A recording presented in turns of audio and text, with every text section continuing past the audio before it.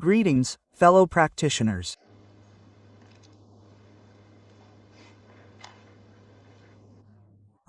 This time, my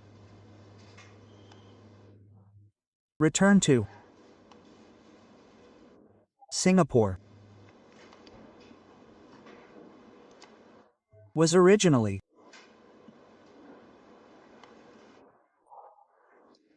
planned as a trip to Hong Kong to continue lecturing on the Avatamsaka Sutra.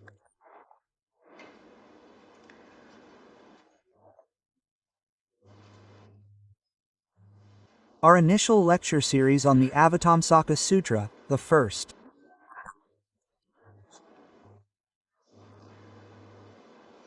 6 chapters in 11 volumes, has been completed. A total of 980 lectures have been given, each lasting 2 hours, totaling over 1,000 hours. The subsequent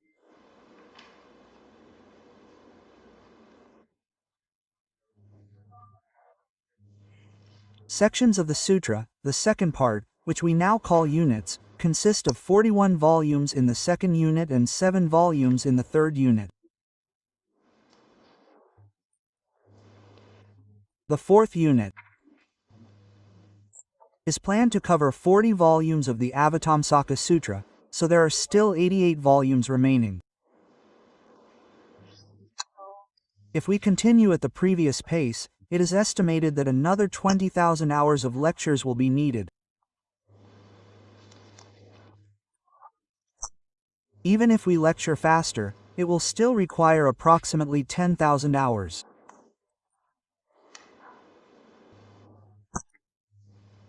Therefore, this is why all my time is dedicated to this great sutra.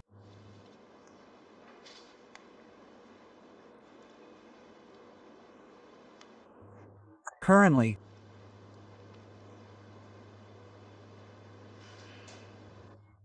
society is very chaotic. Truly, the Buddha told us in the sutras about the 5 defilements of the evil age. In my early years of studying Buddhism, when I saw this statement in the sutras, I didn't think much of it. I always felt that the Buddha's words were a bit exaggerated. Now, seeing the current state of society, I realize that the Buddha's words were not exaggerated at all.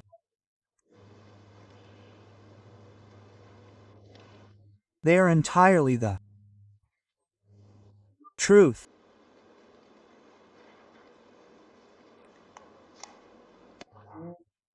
In Mahayana Sutras, the Buddha often speaks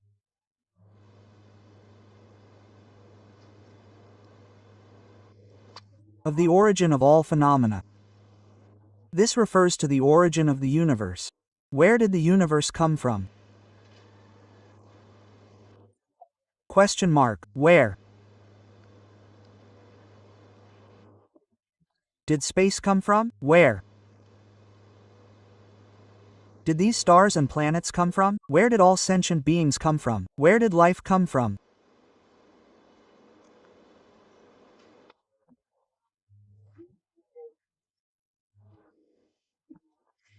For thousands of years, many scientists, philosophers, and religious scholars in the world have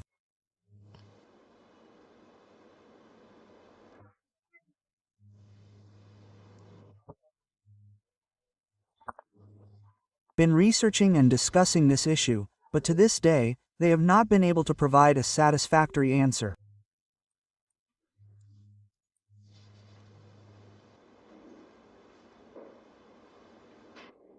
Modern scientists have a theory that the universe began with a big bang. So, let's ask again, where did this Big Bang come from?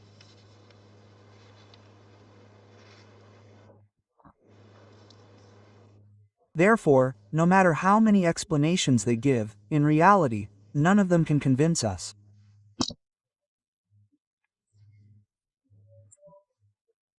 Which is very regrettable. These people haven't read the Avatamsaka Sutra.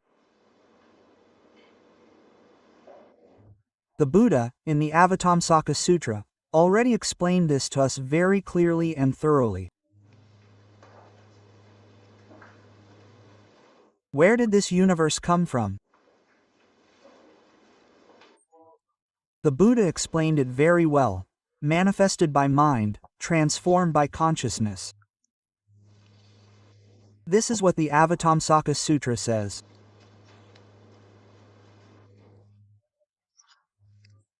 In the Shurangama Sutra, the Buddha tells us, all dharmas, and this all dharmas encompasses the entire universe.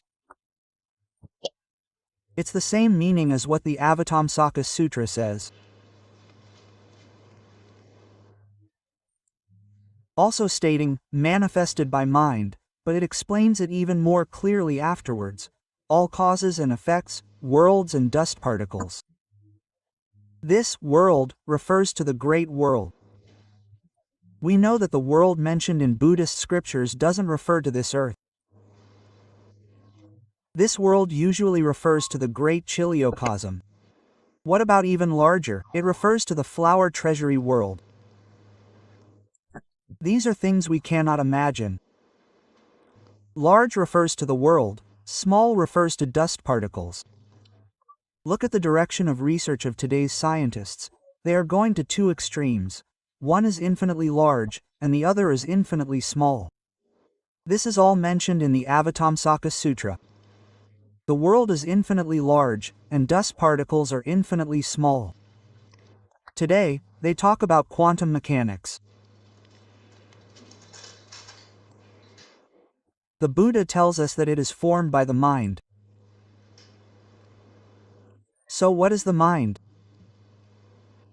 In Zen Buddhism, it is often said, if a person understands the mind, the great earth has no inch of soil. This statement, in reality, is a true statement spoken by a reincarnated being. If it weren't a reincarnated being, they couldn't say this sentence. Why is it said, if a person understands the mind, the great earth has no inch of soil?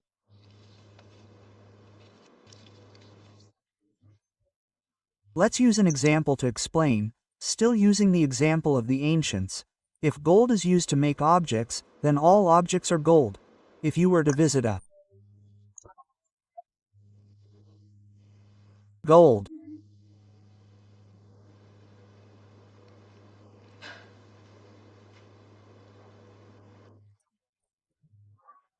exhibition like the one I once attended, where there were nearly 30,000 different types of gold artifacts, each with a unique design, you would be overwhelmed by the dazzling beauty.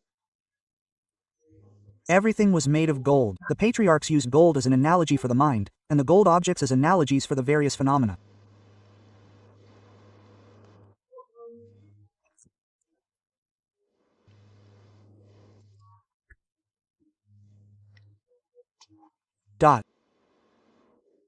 If you can recognize the mind, are there still any phenomena?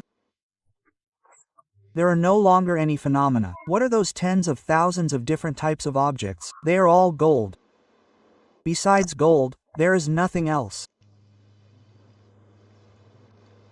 You will then suddenly attain great enlightenment.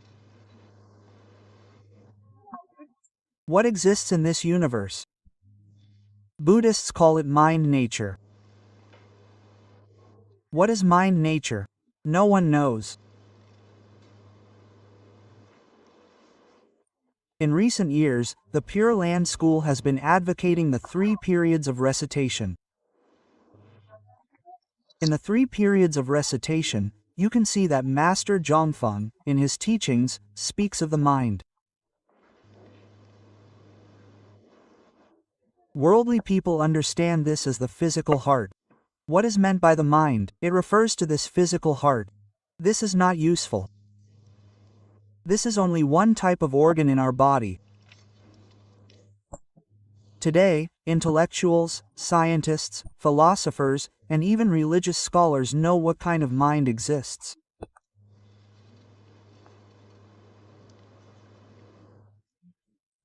The mind that can think, imagine, and discriminate is considered to be our mind.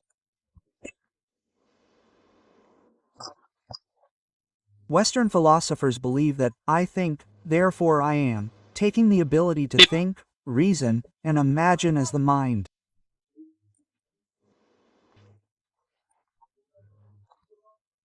Buddhist scriptures also mention this mind, called the discriminating mind, the mind that clings to external objects, the mind that can distinguish right from wrong, good from evil.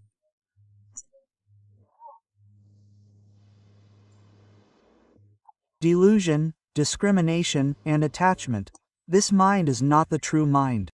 The Buddha calls this the deluded mind. In the Dharma characteristics school of consciousness only, it speaks of 8 consciousnesses and 51 mental factors, clearly stating that it refers to the discriminating mind, not the true mind. Sincerity of mind is not this mind. What is this mind? This mind is spiritual awareness. I often say spiritual clarity and awareness. Spiritual awareness can manifest all things. The ability to manifest is spiritual awareness. So, is what is manifested spiritual or not spiritual? Does it know or not know? Of course, it is spiritual. Of course, it knows. If it is not spiritual and does not know, then it is not a manifestation of the mind. It is not manifested by the mind, not transformed by consciousness. This principle was not easy for the ancients to prove and verify. Proving this, in Buddhism, we call it attaining enlightenment. This is the Tao.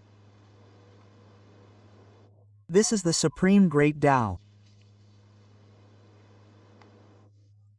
To be able to comprehend it is to embody the Tao, and then the benefits are immense.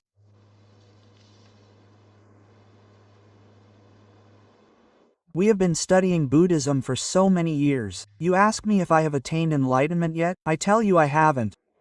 I can comprehend a little. This comprehension is similar to enlightenment. Not true enlightenment. It is close to true enlightenment, but not yet truly attained true enlightenment. However, in the last 8 or 9 years, Japanese scientists have been researching water, and what have they discovered? Water has spiritual awareness. Water from anywhere can see, it can hear, it understands people's thoughts.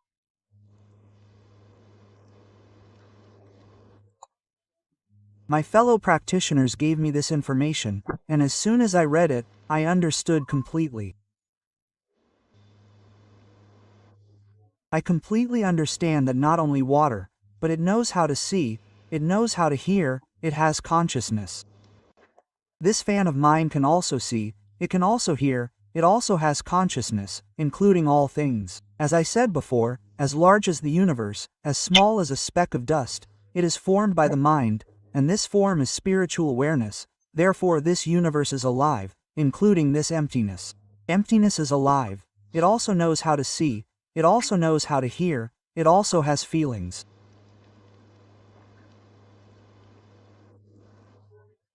So there is sentient and insentient.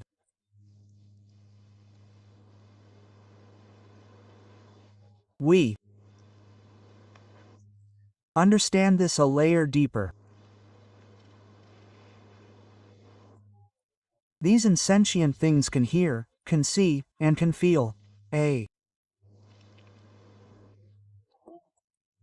person with good intentions, if you observe the water under a microscope, you will see that the crystals formed reflect these good intentions. If a person has evil intentions, then the resulting crystals will be very unpleasant to look at. The crystals will be very ugly. On this glass, we have written the words Amitabha Buddha. Amitabha Buddha is very good news. When you put water in this glass, the crystals formed will be completely different from ordinary water.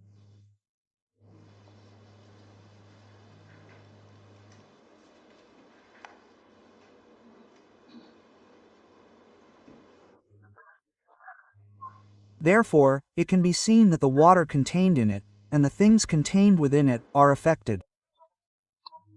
The Japanese conducted this experiment. Cooked rice was placed in 2 glass cups. On one cup, they pasted the word love. On the other cup, they pasted the word hatred. After 3 days, the rice in the cup with the word love was still very fragrant, unchanged, and the taste remained the same. However, the rice in the cup with the word hatred had turned black and spoiled. It understood. Therefore, when the crystallization of water can change, it means that all matter will also change. Once you understand this principle, you can understand the sentient beings in this universe. What are sentient beings? In Buddhist scriptures, it is said that a single moment of delusion leads to ignorance and the loss of the true mind. The true mind is the mind of spiritual awareness. Mahayana scriptures often say that our true mind, our original nature, is inherently endowed with boundless wisdom. Knowing everything, inherently endowed with boundless virtues and abilities, capable of everything. Inherently endowed with boundless auspicious characteristics. These boundless auspicious characteristics are all kinds of blessings and merits, complete and perfect, without any shortcomings. So why have we, ordinary beings in the 6 realms, become like this today? Nothing other than the loss of our true nature. After delusion, the true mind transforms into the deluded mind. You see, when you are deluded and transform your true mind into a deluded mind, it's just like the water. You give it a bad signal, and it gives you back a very unpleasant result. It will be very unpleasant for you to see. That's just how it is. We sentient beings, because of our delusions, discrimination, and attachments, lose our true nature, which is the perfect enlightenment of the 9 realms of sentient beings. Buddhas and Bodhisattvas are not deluded. Buddhas and Bodhisattvas use their true mind. The true mind is free from thoughts. What are these thoughts? Delusions, discrimination, and attachments. They don't have any of these. These are all deluded thoughts. The true mind is free from thoughts. When we use the true mind to perceive all things, we will see that they manifest as very beautiful. Therefore, in the Pure Land Sutra, the Buddha introduced the Western Pure Land to us.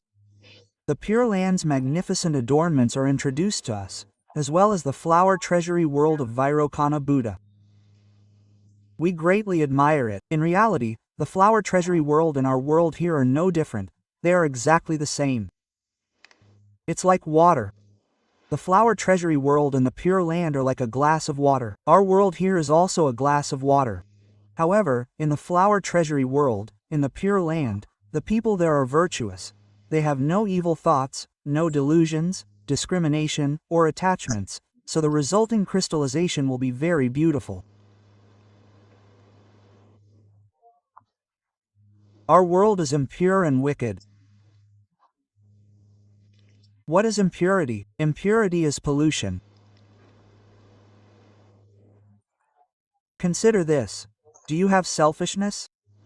Do you have desires for fame and fortune? Do you cling to the enjoyment of the 5 desires and 6 senses? Do you have greed, anger, ignorance, and arrogance? These are all pollutions that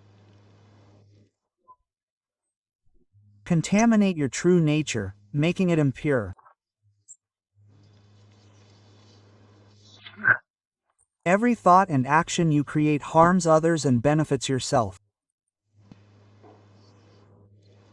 Creating the 10 evil deeds is called impurity and wickedness. With such a signal of impurity and wickedness, the crystallization of the glass of water will become polluted. That's how it is. Therefore, in the past 2 days, some people have asked me, what exactly is the situation with this infectious disease? It's a very simple matter. The unwholesome thoughts of greed, anger, and delusion manifest in this material world, transforming into evil and harmful phenomena. When we receive them, afflictions immediately arise. We must understand that the Buddha's words are absolutely correct. All phenomena arise from the mind. Infectious diseases also arise from the mind.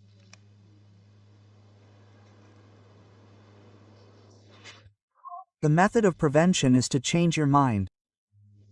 Within a person's mind are greed, anger, and delusion. These are the most serious infectious diseases, causing all external material circumstances to become bad and toxic. If there are no afflictions of the 3 poisons within, how can there be infectious diseases outside? Whatever infectious disease you encounter, you will not be infected. If you are pure and uncontaminated within, compassion can detoxify,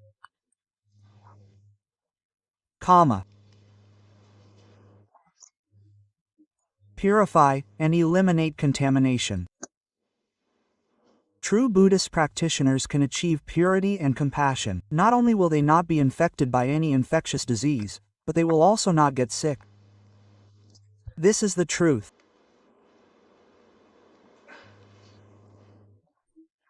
If you are still infected, or in other words, your cultivation is not yet complete, you can't even protect your own life. This is very regrettable. If you truly cultivate successfully, as I often say, you will not be sick, not grow old, and not die. I say these words to you all truthfully. Therefore, the Japanese research on this matter, although a very small point, is very useful to me, because I have been studying Mahayana scriptures for 50 years, and all the scriptures prove that this is indeed the case. I saw the teachings of Zen Master Zhongfeng. This person is very insightful. In that era, science and technology hadn't been invented yet, but you see, he said, my mind is Amitabha Buddha. Amitabha Buddha is my mind. This place is the Pure Land. The Pure Land is this place. Quote, this is the principle I just mentioned. Zen Master Zhongfeng was able to say these words. He had entered that realm. If he hadn't entered that realm, he couldn't have said it. Therefore, in Buddhism, we say that great virtue, great enlightenment, and seeing one's true nature are not for ordinary people. To learn Buddhism, you must enter this realm to benefit from it. When you don't enter this realm, as Teacher Lee often said before, you will still experience birth and death as before. In other words, your whole life will still be controlled by karma. Where does karma come from? Karmic force. The karma you created in past lives, you have no way to overcome karmic force. Karmic force creates destiny. How to transform karmic force into vow power. Then you succeed, and you will return according to your vows. So, imagine, should you really practice Buddhism or not? If you don't practice seriously, you just waste your days.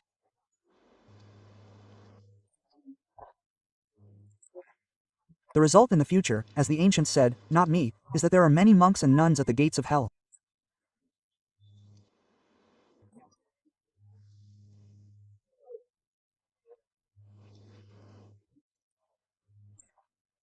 If you don't become a monk or nun, you won't fall into hell. But if you become a monk or nun, you will fall into hell. Why? Because you become a monk or nun but don't cultivate, you don't attain the way. Even if we lower the standard for attaining the way to the lowest level, you still cannot be reborn in the Western Pure Land. Then there will be great trouble. If you cannot be reborn, you will definitely fall into hell. After suffering in hell, the rice of the benefactors is as heavy as Mount Sumeru. If you don't attain the way in this life, you will have to repay it by wearing fur and horns in future lives. How many lives and eons will you have to repay it? The Buddha does not deceive us. The great patriarchs and virtuous masters would never deceive us. I will also not deceive you. These are true words. If we can firmly grasp the matter of rebirth in the Western Pure Land as described in the Pure Land Sutras, the Pure Land Sutras being the scriptures of Pure Land Buddhism, namely, the Amitabha Sutra, the Sutra of Immeasurable Life, and the Sutra of Contemplation of Immeasurable Life, the patriarchs added two more, the chapter on the vows and practices of Samantabhadra Bodhisattva and the chapter on the perfect enlightenment of Mahasthamaprapta Bodhisattva's mindfulness of Buddha. You must follow the principles and methods described in the scriptures. You must enter the realm described in the scriptures to succeed.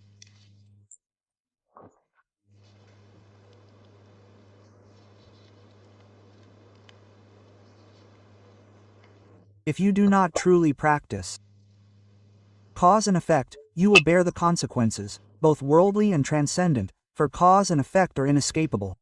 Everyone knows the 5 vehicles of cause and effect in the Avatamsaka Sutra, and the 1 vehicle of cause and effect in the Lotus Sutra. Nothing in the world, worldly or transcendent, escapes cause and effect. In the Shurangama Sutra, the Buddha said that all the causes and effects of the world, down to the smallest particle, are formed by the mind. We must be highly vigilant, first saving ourselves, and only after self-salvation can we save others.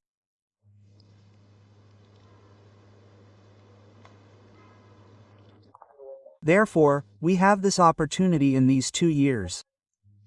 We are building a Pure Land Academy in Europe. Currently, the academy cannot yet open for classes. The rough construction is not yet finished.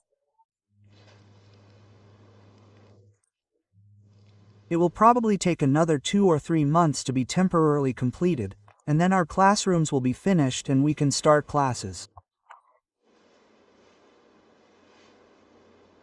Our study period is 9 years. The first 2 years. Focus on virtue and precepts. I don't have high expectations. I only require that you do well in the 10 precepts and 24 deportments of the novice monk's rules. Mere study is useless. Knowing how to speak is useless. Memorizing is useless. You must actually practice each and every point. Every word and sentence of the Confucian disciples' rules must be put into practice. If you cannot do it, you will be eliminated after 2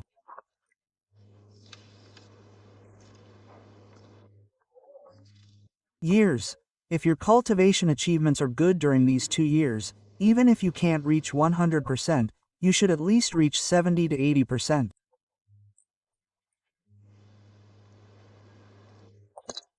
Then you can continue to participate in our main course.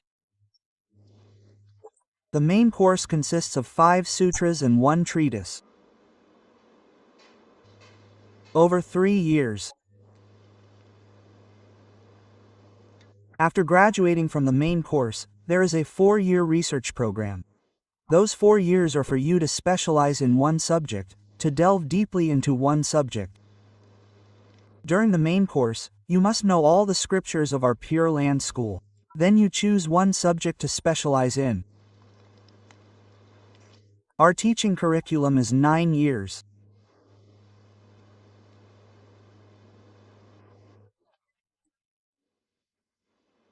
Only when you achieve enlightenment yourself can the Dharma endure in the world and benefit sentient beings. Do not seek fame, fortune, or worldly pleasures. The most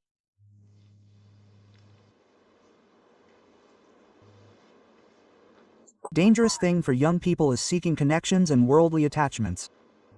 Therefore, in the past, monasteries were built in remote mountains with no roads. From the foot of the mountain to the temple, some large temples required a day's journey, even 2 days to reach. Transportation was very difficult. This method was chosen precisely to isolate you from the secular world. Now, transportation is convenient.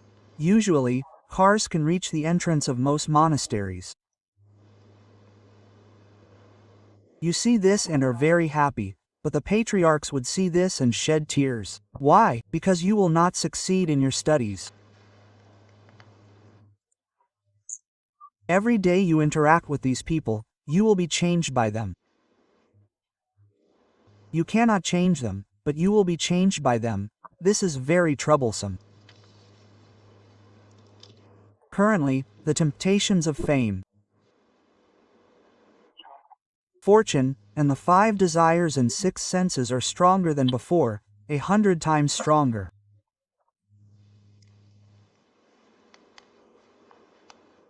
If you can achieve enlightenment in this era, honestly speaking, you are not an ordinary person, you are a reborn being. If you are an ordinary person, you do not have the ability to overcome external temptations.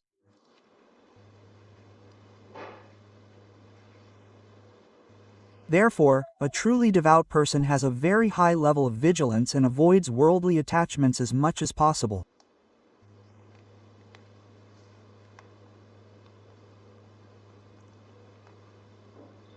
The scriptures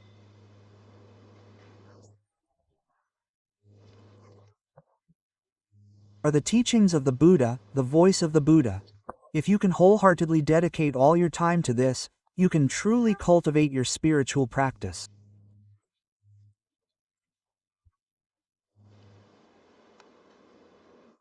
A little negligence here and there, and your spiritual foundation will be unstable, easily swayed and seduced by worldly temptations.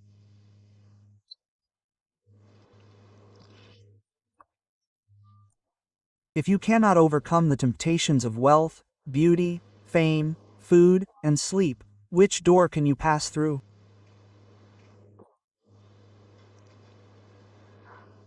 The Buddhist scriptures tell us that wealth, beauty, fame, food, and sleep are the 5 roots of hell.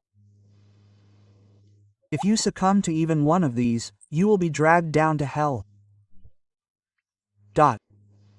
If you succumb to all 5, who else will go to a Vici hell?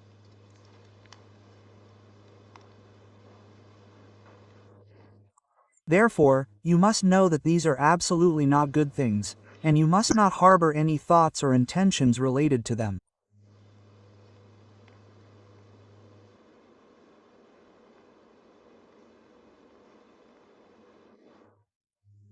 In modern times, especially in our practice center in America, we must consider many factors. In Europe, I chose a small town in the mountains of Tuva. This small town is relatively prosperous, with a population of only 80,000 people and no entertainment venues.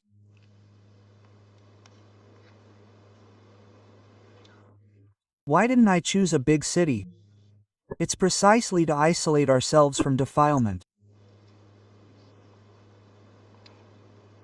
A little hardship in life is nothing. We are filled with Dharma joy. Every day we study together and encourage each other.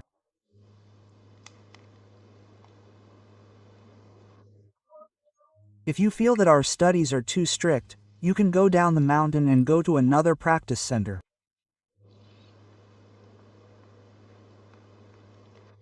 Because you like defilement. Our practice center prefers purity.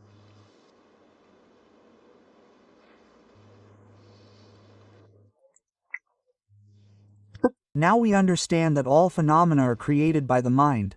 Therefore, there are no bad people or bad things in this world.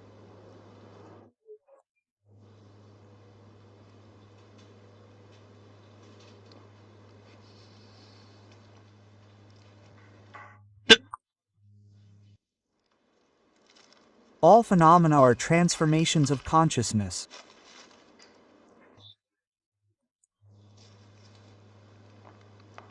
What is consciousness?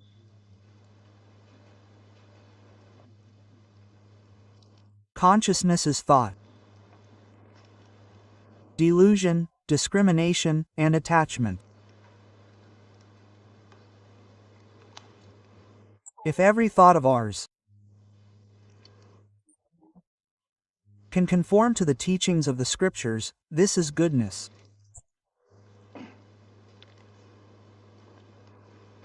Conforming to the teachings of the Buddha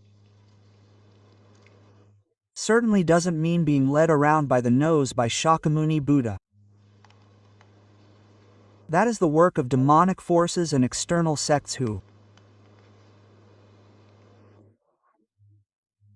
want to destroy and slander the Dharma and lead us away from Buddhism. We must be clear about their purpose. The scriptures are emanations from the Buddha and Bodhisattvas from within their own inherent nature. In other words, our adherence to the teachings of the Buddha and Bodhisattvas is equivalent to adhering to our own true nature. Adhering to our inherent nature means possessing sufficient prajna wisdom. Adhering to our inherent nature means possessing all virtues and abilities. Adhering to our inherent nature means possessing immeasurable auspicious characteristics. These are not learned from external sources. This type of learning is called inner learning. Inner refers to the mind and nature. You must clearly understand this principle. Only then will you know that these scriptures are treasures. There is nothing more precious than this in the mundane and supramundane worlds. Therefore it is called Dharma treasure. This treasure can solve all problems in the mundane and supramundane worlds. Why not cherish it? Our lives are very limited.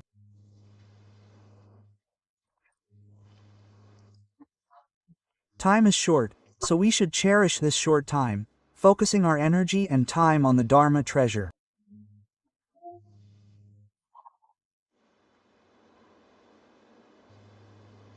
Hopefully, from this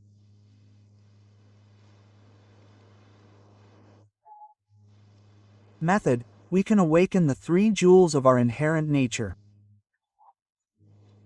These 3 jewels are the wisdom, virtue, and auspicious characteristics that I mentioned. When the 3 jewels of your inherent nature are awakened, then you will receive great benefit. No one in heaven or on earth can compare.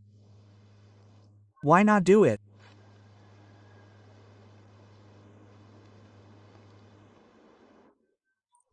I have been doing this for 50 years and have gained some insights, so I can confidently tell you that I am not deceiving anyone. The Buddha did not deceive me, My teachers did not deceive me, and I have received true benefit. Therefore, I am grateful to the Buddha and Bodhisattvas, I am grateful to my teachers, and I am grateful to the Dharma protectors. If it weren't for their help, I wouldn't be able to enter this realm. Those of you who have listened to me lecture on the Avatamsaka Sutra over the years,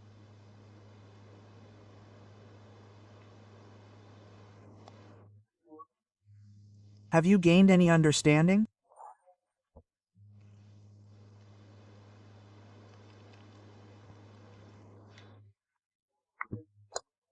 If I were to lecture on this Avatamsaka Sutra meticulously, I can confidently tell you now that it would take 10 years, 4 hours a day, to complete this sutra.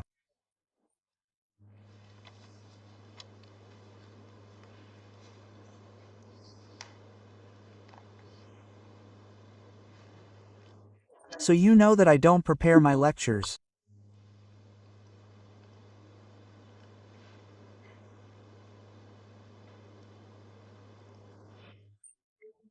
If you can't understand even a little, how can you explain it?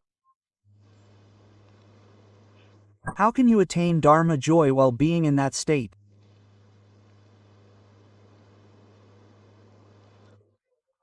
I often tell people that the opening verse of the sutra says, I vow to understand the true meaning of the Tathagata. I have a very deep understanding of this sentence. It's not easy to comprehend.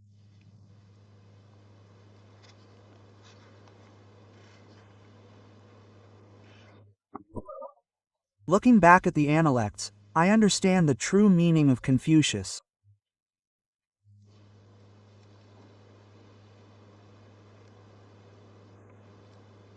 I recall that I previously mentioned that Confucius only worked in education for 5 years. The state of Zhou Yu Li did not.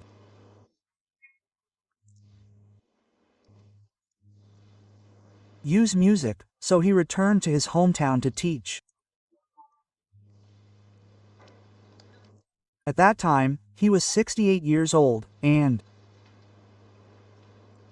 he passed away at 73. So, in reality, he only taught for 5 years. In those 5 years, he achieved so much that it's truly impossible to find a second person like him in Chinese history. He had 3,000 students. Among those 3,000, using our current terminology, 72 achieved outstanding accomplishments. This is an impressive achievement in education.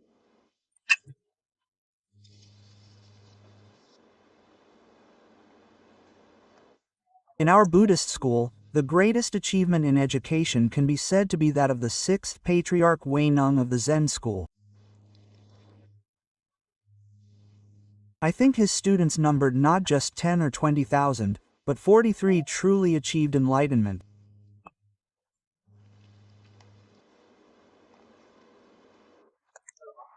A teacher in one lifetime having so many outstanding students, these students of Master Wei Nung all attained enlightenment. Breaking through one level of ignorance and realizing a portion of the Dharma body. You can't find a second person like him in Chinese history. Now, let's look at the achievements of Shakyamuni Buddha. That is truly inconceivable. We often recite in the sutras that among his followers, 1255, were great arhats. This is what is often recited in Mahayana sutras regarding the achievements of his students. Clearly, you can't find 1255 such people in the whole world.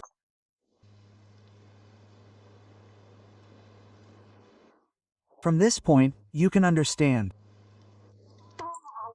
what kind of person is a great arhat. The Bodhisattva's Dharma body is called a great arhat, not a Hinayana practitioner. The 4 stages of arhatship are not Buddhahood, but the fact that they are called teachers of gods and humans means that their principles are there. If you are unclear about these true realities, how can you develop respect for the world-honored one? How can you diligently cultivate your mind and learn from him? Your mind cannot be awakened. Only through clear and thorough understanding, joyful learning from him, and never leaving him, can you truly learn. Confucius himself said, he was very studious. At 15, he aspired to learn, and at 30, he achieved mastery. By the age of 30, he had essentially completed everything he had learned. We call this graduation. What happens after graduation? After graduation, you must put what you have learned into practice. You must be able to apply it in life, in work, and in dealing with people and things. You have truly learned.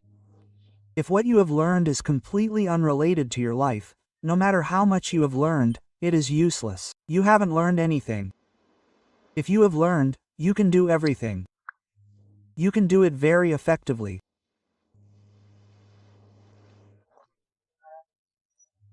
We see in the Analects that Confucius himself said, at 40, I was not confused. Using modern terms, this means not being confused by external circumstances. No matter how the outside world plays its tricks, he remains unmoved.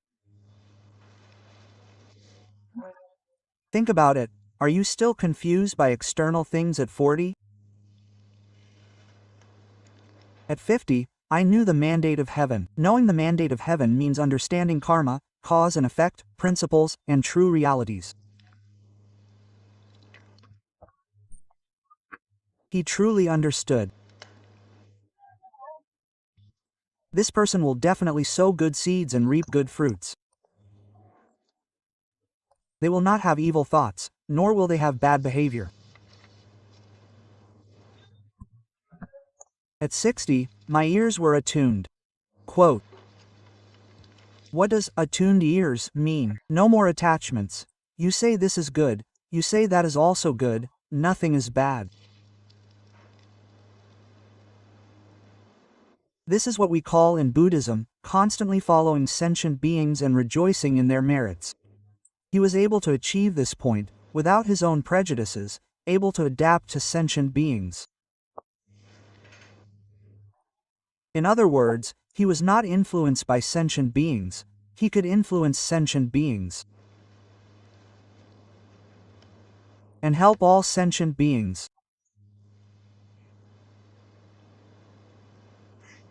Transforming evil into good, transforming delusion into enlightenment. He possessed this ability. At 70, he could follow his heart's desires without transgressing the rules. Therefore, he entered the realm of the Avatamsaka Sutra, a realm without obstacles, where principle and phenomena are without obstruction. And phenomena are without obstruction. This is Confucius. Look at him. Every 10 years he continuously improved himself. He is a bodhisattva manifesting to show us. This gradual cultivation, which people of average and superior capacity can achieve. Shakyamuni Buddha, on the other hand, achieved sudden enlightenment. Therefore, ordinary people certainly cannot do it. Look, he attained enlightenment at 30 years old. Also at 30 years old he established himself and attained enlightenment. After attaining enlightenment, he immediately lectured on the Great Square and Broad Buddha Avatamsaka Sutra. This sutra is wonderful. It is the complete Dharma wheel. If it wasn't sudden enlightenment, he couldn't have lectured on it.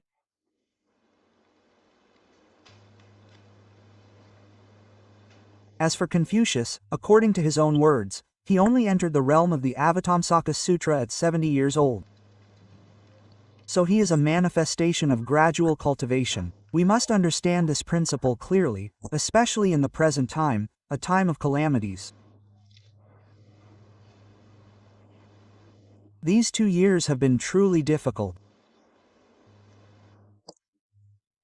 Previously, Elder Layman Huang Nianzu told me that his teacher, Elder Layman Sha Lianju, before his passing, told him that the calamities would occur at the end of the year of the monkey. The year of the monkey is next year.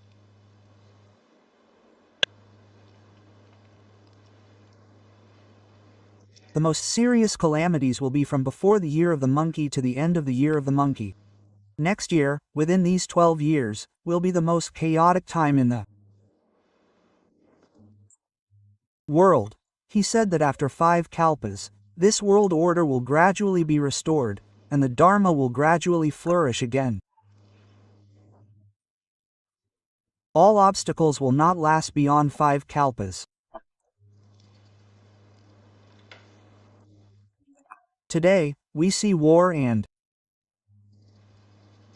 plagues claiming lives. A pure and benevolent heart must also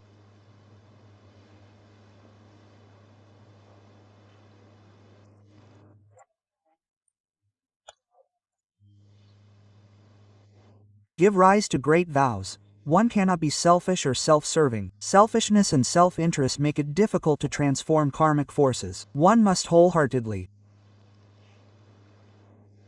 help the Dharma to endure, and help the Buddhas and Bodhisattvas to enlighten sentient beings. One's thoughts, words, and actions must set the best example for society. The best example is upholding the precepts, cultivating concentration, and developing wisdom. If a monastic cannot uphold the novice precepts, then they are not a true monastic. They are a fake, a counterfeit, and borrowing the name is a sin.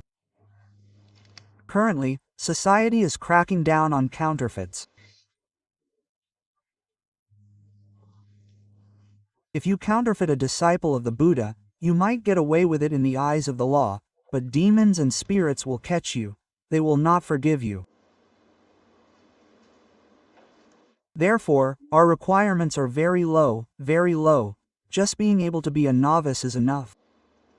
Consider yourself a true monastic. For example, at the end of the Ming dynasty and the beginning of the Qing dynasty, Master Yi set an example for us. Master Yi was a scholar of the precepts. We can read about this in his writings. He said that after the Song dynasty, there were no more true bhikkhus in China. Those bhikkhus were only bhikkhus in name, without substance. Therefore, after receiving the bhikkhu precepts, he renounced them, and throughout his life, he specialized in cultivating the bodhisattva precepts and the novice precepts. He only cultivated these two. Therefore, he called himself a bodhisattva novice. This is an example for us. In this Dharma ending age, if we can achieve the level of a bodhisattva novice, that is already a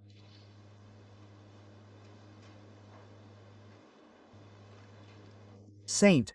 You are the most virtuous person in this society, destined to be reborn in the Western Pure Land of ultimate bliss. This is a crucial condition. The sutras say that one cannot be reborn in that land without sufficient virtuous roots and merits.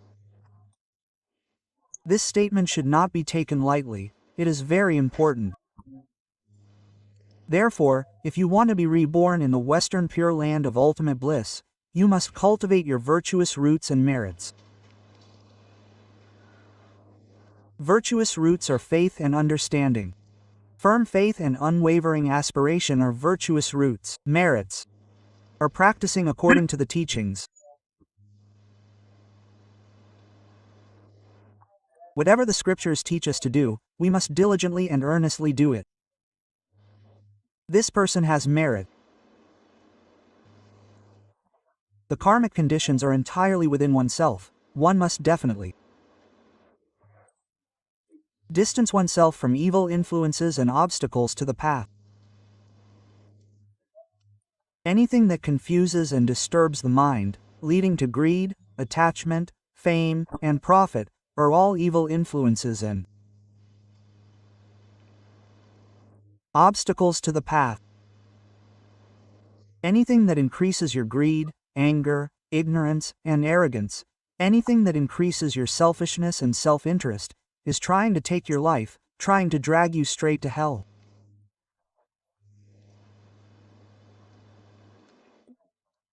You must know this, you must be enlightened, and you must not crave fleeting pleasures.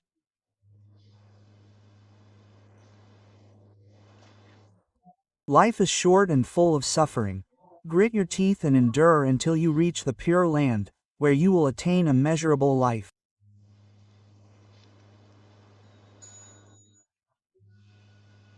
That world is free from all suffering, truly enjoying all bliss. That bliss is the bliss of Dharma, not the bliss of the 5 desires and 6 senses of the mundane world. It surpasses the 5 desires and 6 senses countless times.